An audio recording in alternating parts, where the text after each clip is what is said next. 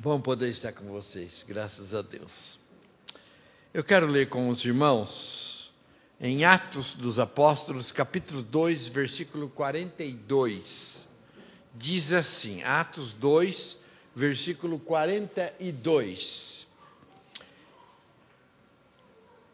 E perseveravam na doutrina dos apóstolos, e na comunhão, no partir do pão e nas orações. Em cada alma havia temor, e muitos prodígios e sinais eram feitos por intermédio dos apóstolos.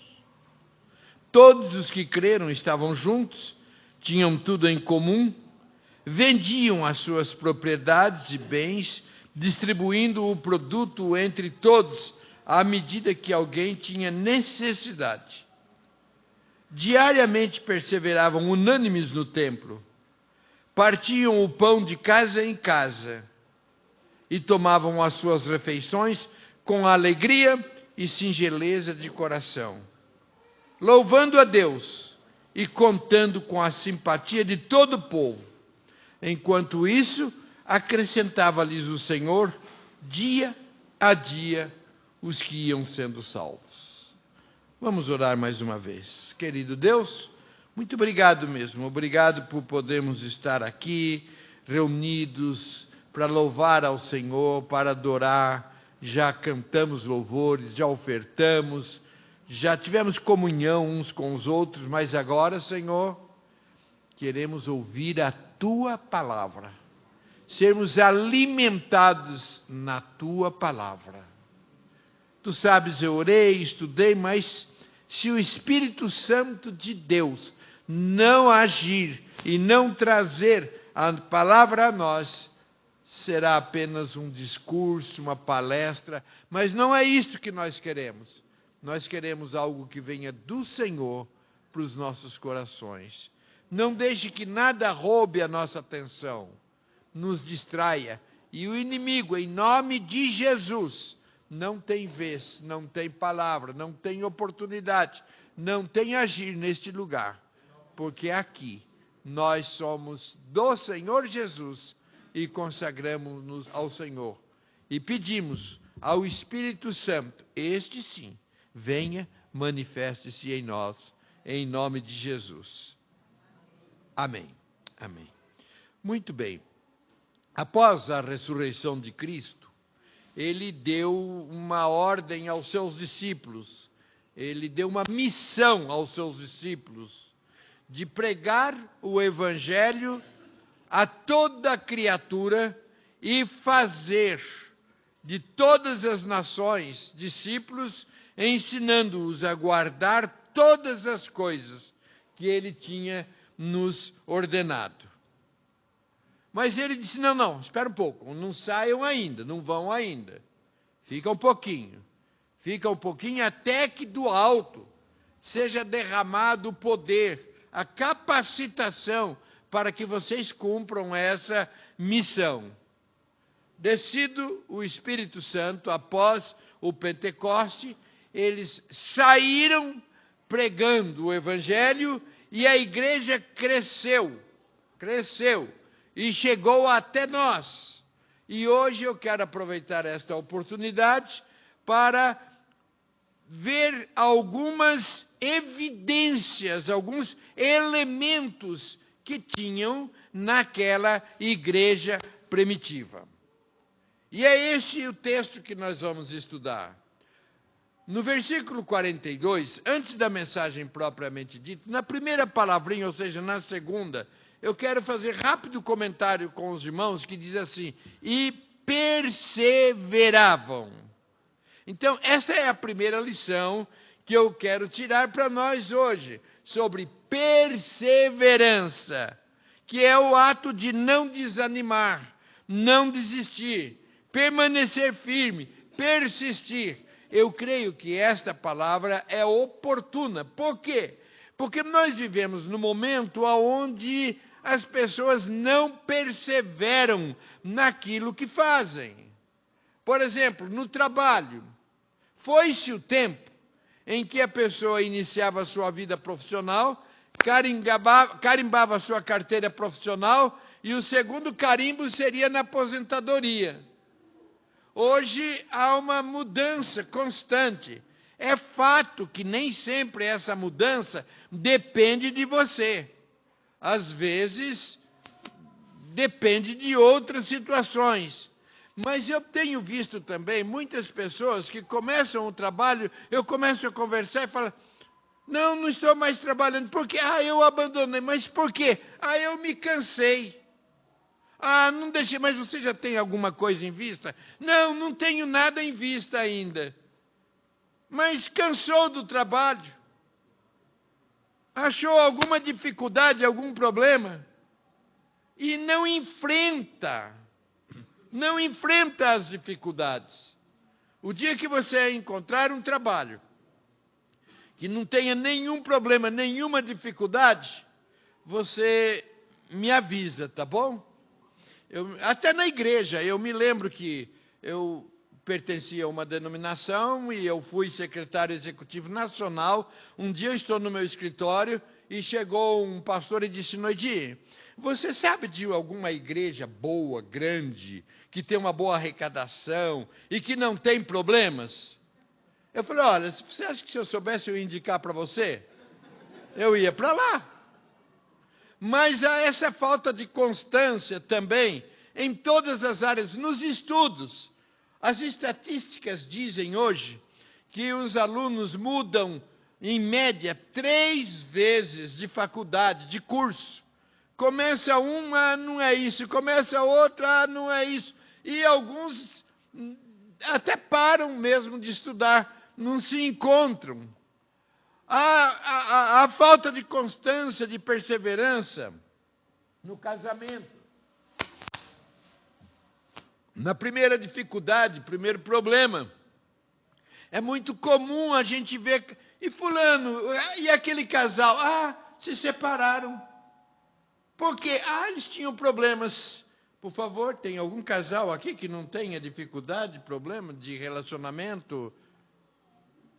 Tem, por quê? Porque o casamento constitui do seguinte, pegar um complicadinho, que todos nós somos, com uma outra complicadinha, que todas as mulheres são, e aí coloque e vocês vão viver juntos debaixo do mesmo teto. É só a graça. E graças a Deus que nós as temos. A falta de perseverança na igreja.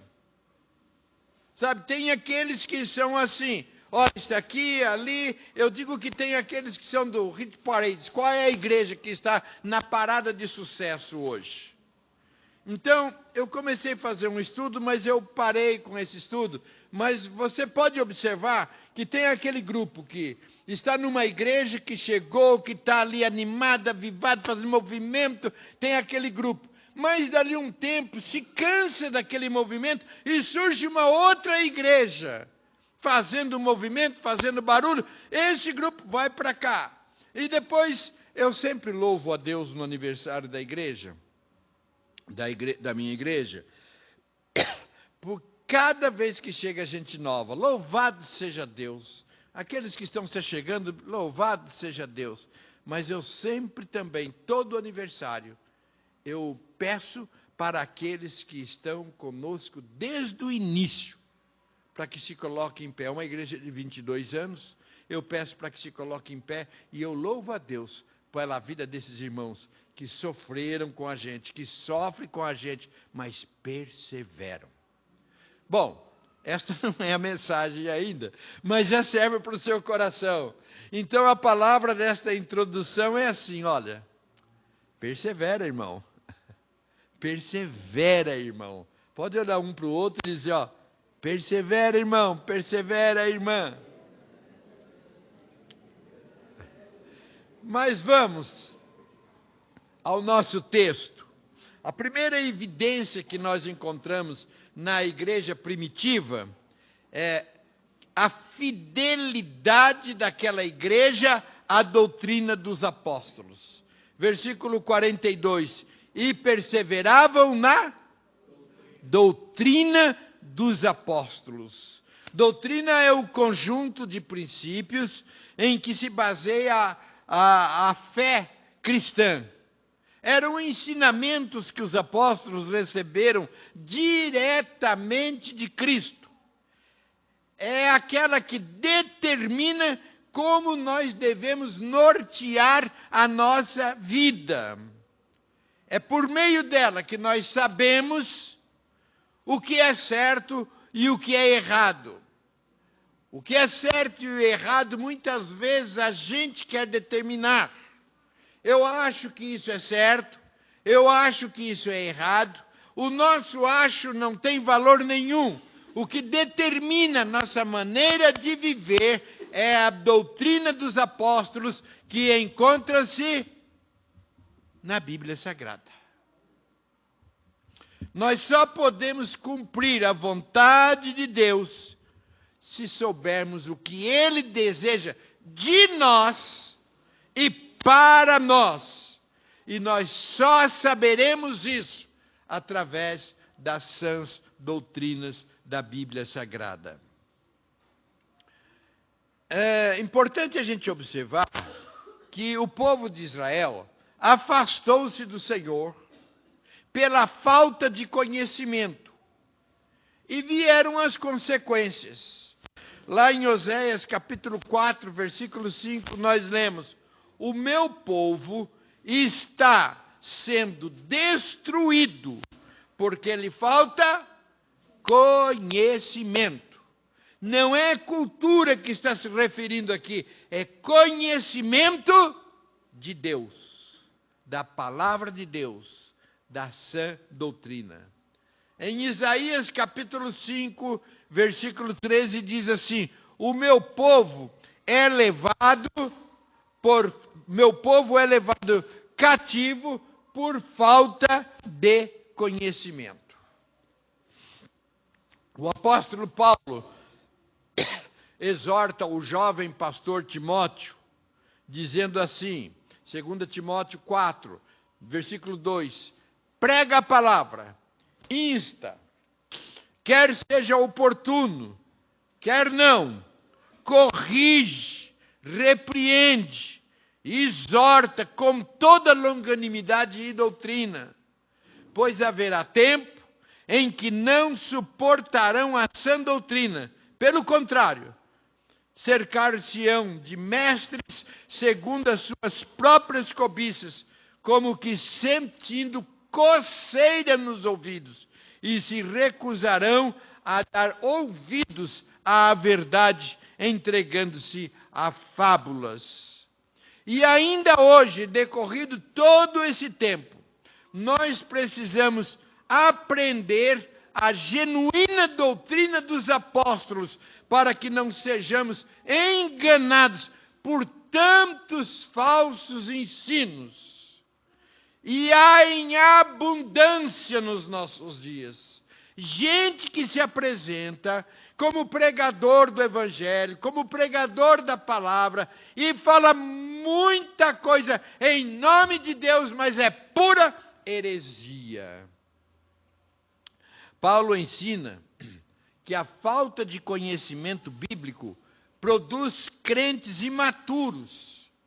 E em Efésios capítulo 4, versículo 14, ele exorta-nos para que não mais sejamos meninos, agitados de um lado para o outro, levados ao redor de todo o vento de doutrina, pela artimanha dos homens e pela astúcia que induzem ao erro. Aqui tem algumas palavras: artimanha, astúcia, é gente que fala bem, que fala bonito, que sabe enrolar. Esta é a expressão. Sabe, comunica-se muito bem. Na tentativa, no objetivo de desviar as crianças espirituais, os infantes, do verdadeiro evangelho. Tem muita gente falando, televisão, rádio, igrejas, em todas as mídias. Constantemente você recebe na sua mídia, no seu WhatsApp, no seu Facebook, no seu Instagram, mensagens que se dizem evangélicas e que parecem bonitas e atraentes e têm iludido muita gente. Eu, particularmente, tenho preocupação e não indico. Eu não sou o pastor desta igreja, então vocês ouçam o seu pastor. Mas eu normalmente não recomendo programas evangélicos de televisão, de rádio, das mídias. Por quê? Porque nem sempre nós sabemos de onde vem. Eu recebi, alguns dias atrás, uma mensagem encaminhada por um amigo de fora da cidade e dizendo, olha só, o que se descobriu em Oséias. E ali, aliás, em Esther. E ali é o único livro que não aparece o nome de Deus. Mas quando aparece ali rei, então foi dizendo, esse rei diz tal coisa, aquele rei é outra coisa. Então dizendo que cada rei ali se referia a alguém ou alguma coisa. E eu tive o capricho, tratava-se de uma pessoa muito querida, eu fui olhar e eu vi que todos os reis ali no livro de Esther é a mesma palavra. Eu não sei de onde que ele tirou e apresentava como uma nova visão do livro de Esther. Há algum tempo atrás eu estava viajando, sou teimoso, liguei o rádio, era de madrugada, liguei o rádio e estava ouvindo uma mensagem. No meio da mensagem, o pregador dizia assim, este é o melhor horário para você orar. Porque neste momento, a grande maioria das pessoas estão dormindo. Então, com isso, você tem um canal mais aberto, mais livre, para você chegar diante de Deus. Eu desliguei. Misericórdia! O canal de Deus para a minha oração e para a sua oração estão abertos constantemente. E Ele tem um canal específico para cada um de nós. Para deixarmos de ser crianças, nós precisamos nos alimentar diariamente da palavra, pois há vários tipos de evangelho sendo pregados que não é o evangelho de Cristo. Às vezes até usam a Bíblia, mas são preceitos humanos. De quando em quando eu sou levado a perguntar para pessoas que vêm me dizer alguma teologia, alguma doutrina, e eu pergunto, por favor, me mostra isso na Bíblia. Onde que está na Bíblia? E o pior é que às vezes mostram, mas que fazem uma interpretação, uma exegese, que o nosso amigo Roberto Lai chama de exegegue. Não tem nada de exegese a interpretação da palavra de Deus. Então não tem nada de fidelidade na interpretação. 2 João, capítulo 1, versículo 9, diz assim, todo aquele que ultrapassa a doutrina de Cristo e nela não permanece, não tem Deus. O que permanece na doutrina, esse tem tanto o Pai como o Filho. Agora, tem muita gente e muita igreja morrendo de fome da palavra, porque são alimentados por falsos ensinos, como se fossem bíblicos, mas na realidade não são distorções do ensino. Por isso, sempre quando eu tenho que aconselhar alguém que esteja procurando uma igreja, ou que vai se mudar, ou coisa parecida, eu digo sempre duas coisas. Primeiro, sente-se com o pastor e pergunte a doutrina daquela igreja.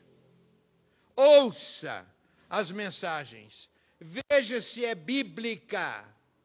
Nós vemos hoje, na realidade, muitos shows de igreja, mas a hora que chega na palavra, a gente diz que pega o texto por pretexto. Lê um texto e viaja. Cadê a Bíblia? Em segundo lugar, eu digo, marque uma visita para o pastor, converse com ele e procure informar-se sobre a vida dele. Estar aqui na frente é uma coisa. Estar na vida, no dia a dia.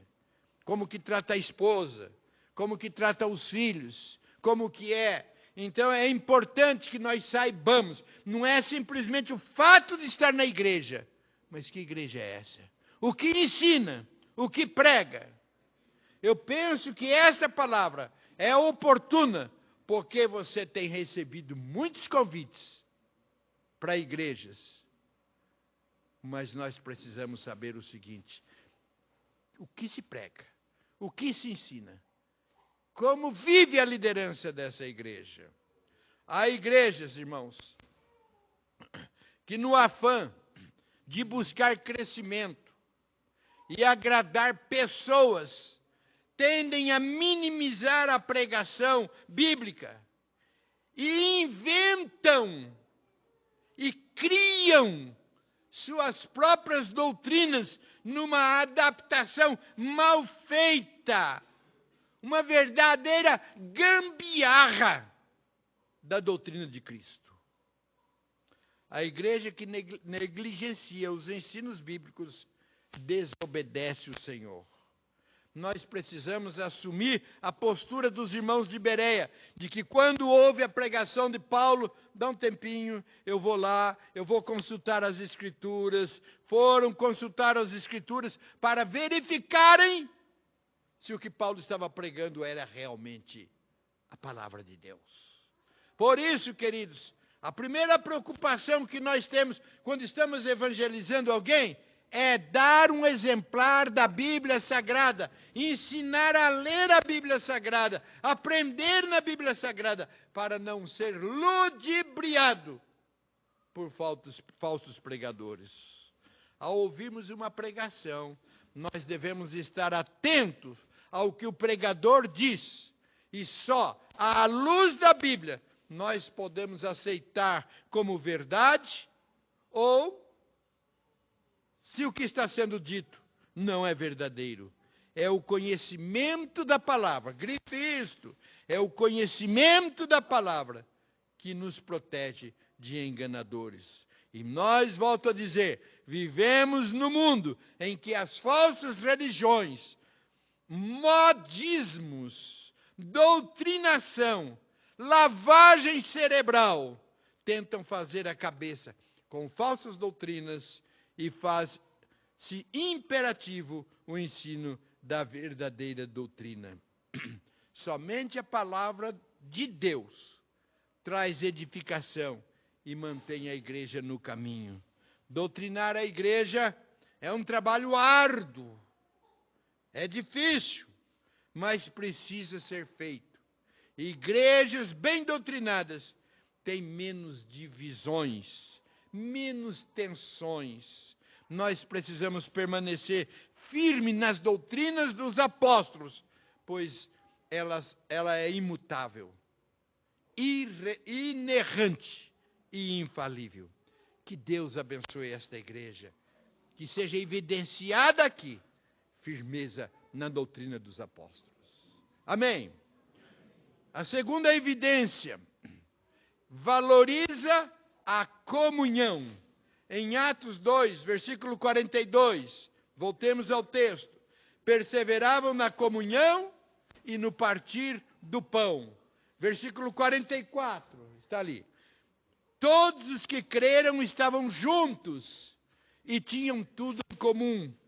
46, diariamente perseveravam unânimes no templo, partiam o pão de casa em casa e tomavam suas refeições com alegria e singeleza de coração.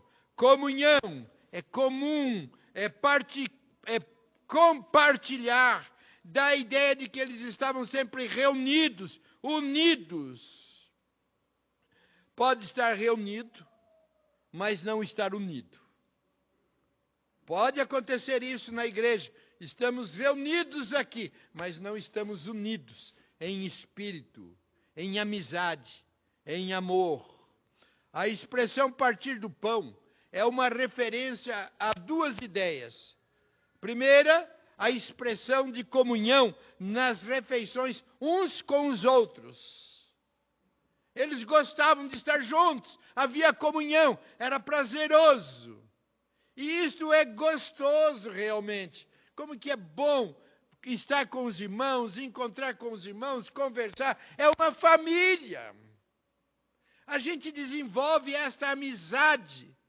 A gente conhece um ao outro, brinca um com o outro.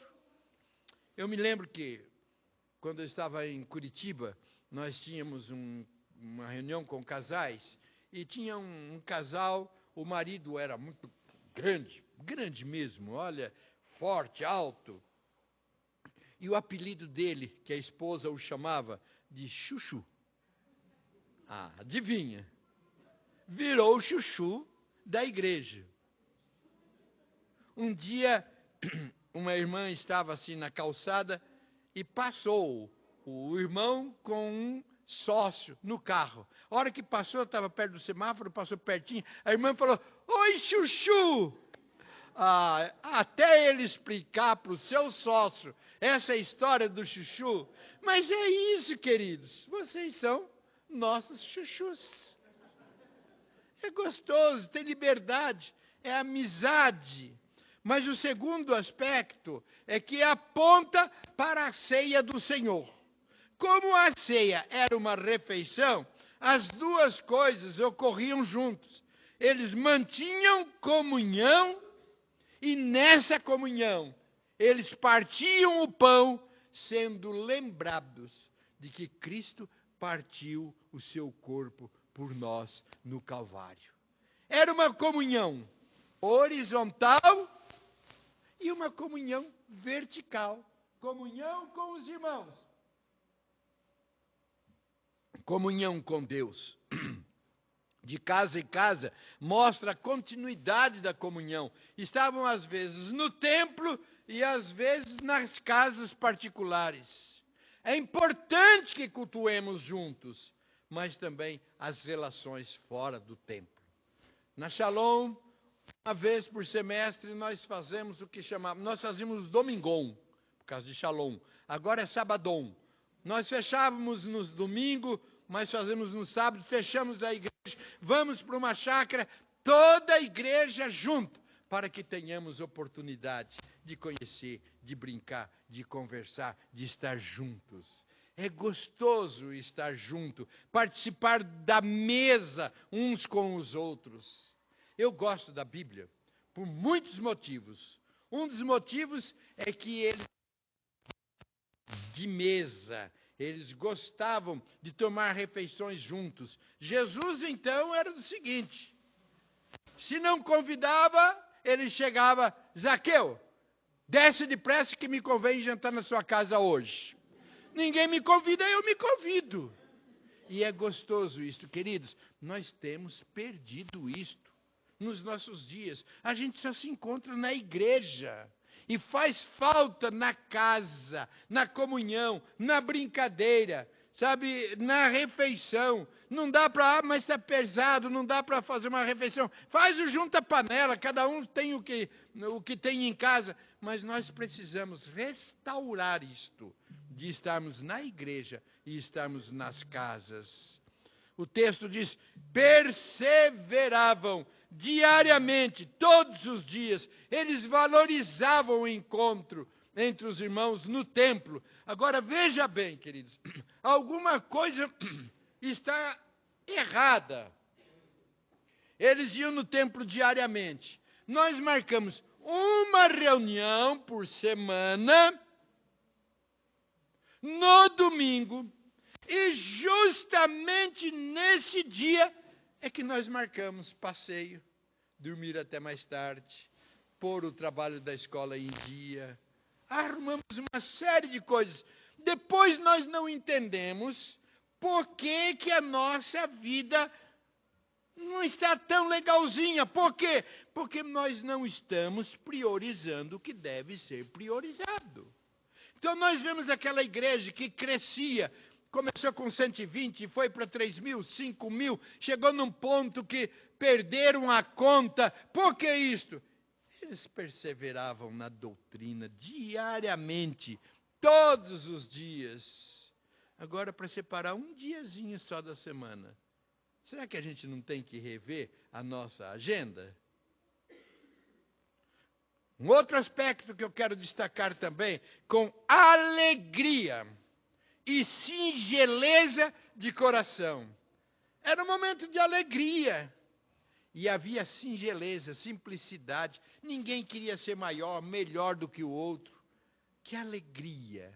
Eu tenho este hábito, que eu vi que o pastor Ademir também tem, de receber as pessoas lá na frente.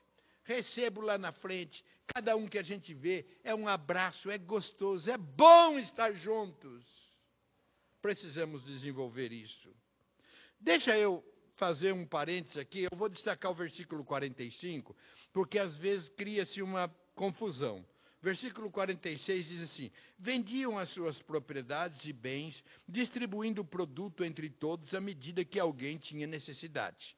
Quando eu disse que tem muitas pessoas pregando e fazendo as suas interpretações, muitas igrejas incentivando os membros da igreja a venderem as suas propriedades e trazerem para a igreja. Tudo bem. Até incentivar, orientar, tudo bem. Mas o que acontecia aqui, nesse texto, não deve ser comparado a um tipo de comunismo, porque era um gesto voluntário e motivado pelo amor. Não havia uma imposição, não tinha ninguém, não tinha uma lei que obrigasse. Era o amor que movia as pessoas a fazer isso.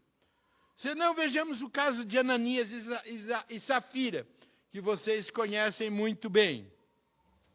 Eles foram censurados porque eles venderam as suas propriedades, foram entregar, e quando perguntaram, vocês estão entregando pelo valor que vocês venderam as suas propriedades?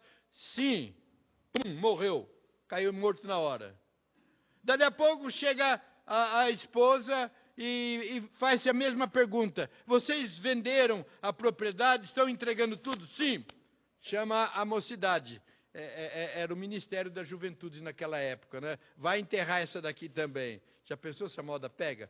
Bom, mas aí, qual é o problema de Ananias e Safira? Não foi o fato deles não terem entregado tudo.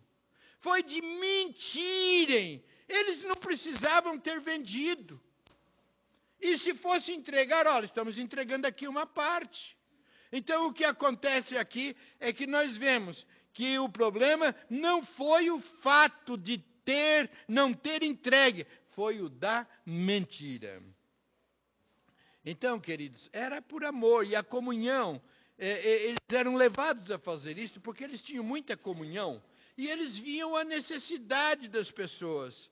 Quando nós estamos em comunhão com os irmãos, nós percebemos as necessidades de cada um, necessidade material.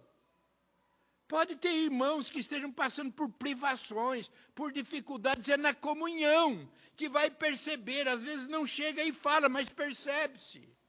Eu me lembro que nós estávamos numa célula e chegou uma família nova. Chegou ali e, vocês me desculpem, chegamos atrasados. É que tivemos que tomar banho no escuro e acabamos nos atrasando.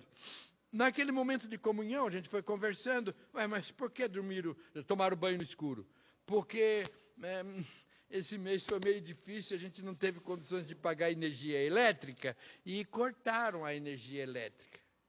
Aí a célula se mobilizou ali mesmo, levantou o valor e disse, olha, vai para casa, amanhã pede para ligar a energia elétrica, está aqui, estamos te abençoando. Se não houvesse comunhão, eles ficariam no escuro, com crianças, água fria, mas na comunhão percebe-se. Percebe-se também necessidades emocionais. Tem muita gente, e eu digo não conhecendo os irmãos aqui, mas até daqui mesmo, com possibilidade de estar precisando do seu ombro. Eu preciso abrir o meu coração. Eu preciso falar para alguém algo que está apertado no meu coração. E a igreja, na comunhão entre os irmãos, proporciona isso. É claro que nós não podemos abrir o coração para todas as pessoas, mas no desenvolvimento da amizade, do companheirismo, nós vamos tendo essa liberdade. E faz tão bem. Ai, que gostoso. Desabafei, chorei, falei, precisava. Tem gente que está aqui, não precisa muito tempo. É só você começar a falar e ele desaba, porque está apertado no seu coração, algo que tem entristecido.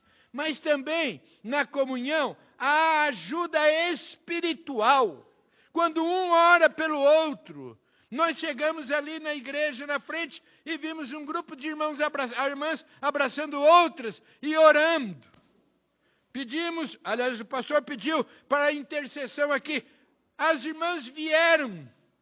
Porque na Bíblia diz, muito pode a oração da mulher em seus efeitos. Não diz nada disso. Muito pode a oração do justo. E, pastor, me desculpe, mas eu vou embora daqui a pouco. Eu só vi justas. E os justos não intercedem? Será que não tem justo precisando da sua oração? Vou parar por aqui, senão não vamos deixar eu terminar a mensagem. Vou para a terceira evidência e última. Valorizava a oração. Atos 2,42 diz, e perseveravam nas orações. As orações eram constantes na vida da igreja. Eles estavam sempre orando. Em Atos capítulo 3, versículo 1, Pedro e João subiram ao templo para a oração na hora 9. Era a hora que eles tinham, era as 3 horas da tarde.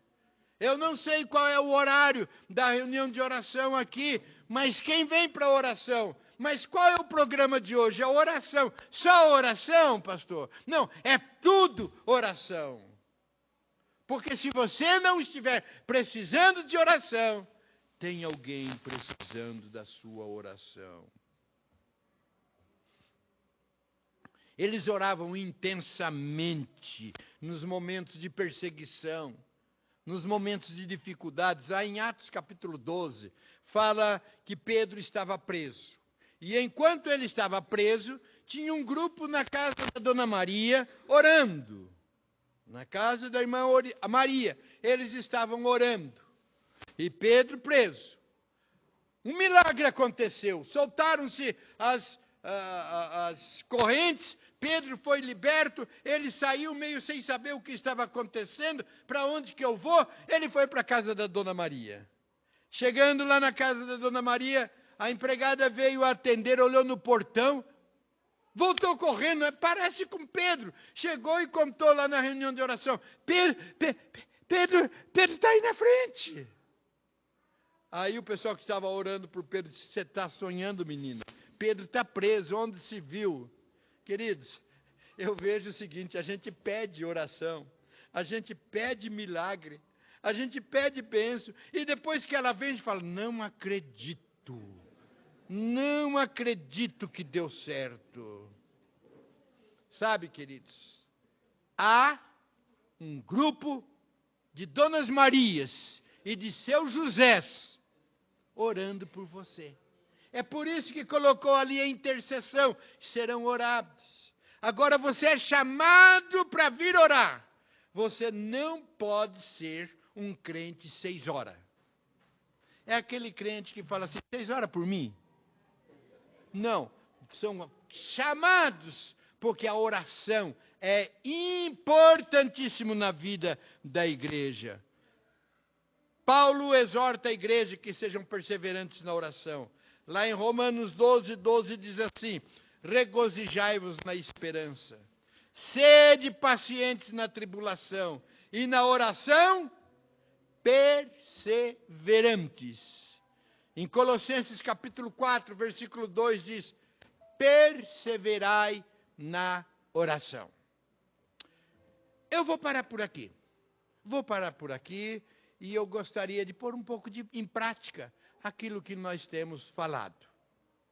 E eu gostaria que nós fizéssemos um movimento agora. E eu gostaria que você se colocasse em pé e dá uma olhada aonde tem um irmão, uma irmã, que você quase nunca conversa. Talvez não saiba nem o nome. Não sabe como que é, mas eu vou pedir o seguinte. Eu vou pedir para que, só não saia do seu lugar por enquanto não, ficar em Jerusalém até que, bom, não saiam do seu lugar já não. Eu vou pedir, não vai orar agora, marido e mulher. Se bem que tem marido e mulher que não oram juntos, está aí a oportunidade. Espero que não seja o seu caso. Não vou orar a Maria com a outra Maria, que são amiguinhas. E nem o José com o José, amigo de pescaria. Eu gostaria que agora você desse uma olhada e nós saíssemos num grupo, nós nos encontrássemos, pode virar a cadeira, um grupo de no máximo 3 pessoas. Saia do seu lugar, forme esses trios de 3 e você não vai orar de início. Pergunte o nome. O que você faz da vida? Você é casado? Gaste um tempinho. A hora que eu fizer assim, ó. A hora que eu der um sinal, aí um do grupo vai orar pelos 3, tá bom? Podem se assentar nos trios. Podem se assentar. Gaste um tempinho conversando. Pode se assentar, converse os trios. Pergunte o nome, da onde veio, se é casado, no que trabalha.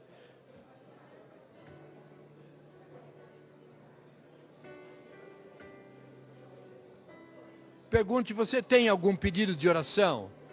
Você tem alguma necessidade? Está passando por algum problema? Quer que eu ore por você?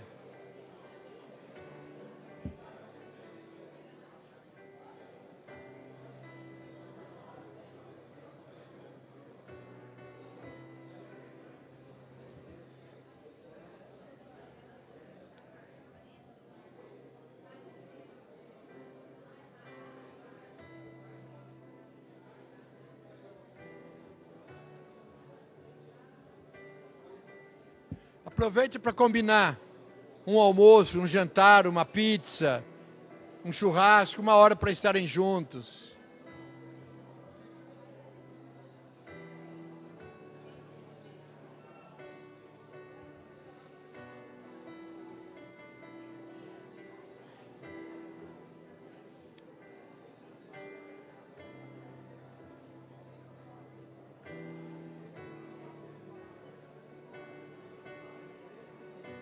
Esse é só um tira-gosto. Agora eu vou pedir para que um do grupo, ou uma, orem pelos demais. Interceda pelos motivos levantados.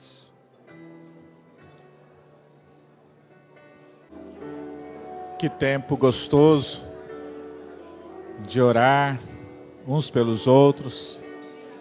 Essa é a igreja do Senhor. Viver aqui em comunhão, ajudando uns aos outros, suportando uns aos outros, cuidando uns dos outros. Essa é a igreja. Aleluia. E sabe de uma coisa, queridos? Essa igreja vai subir. Aleluia. Essa igreja, nós vamos ter comunhão aqui e vamos viver na eternidade com o Senhor. Essa igreja será arrebatada. E nós vamos subir com Jesus. Jesus vai buscar. Obrigado, pastor Nedir, pela palavra.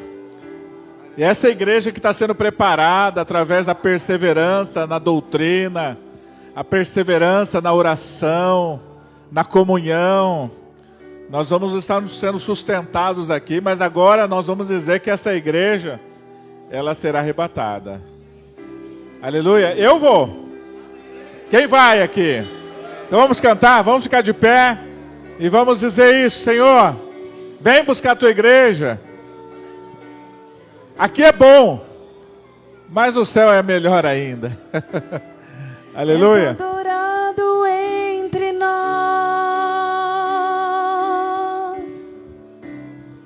tão desejado aqui.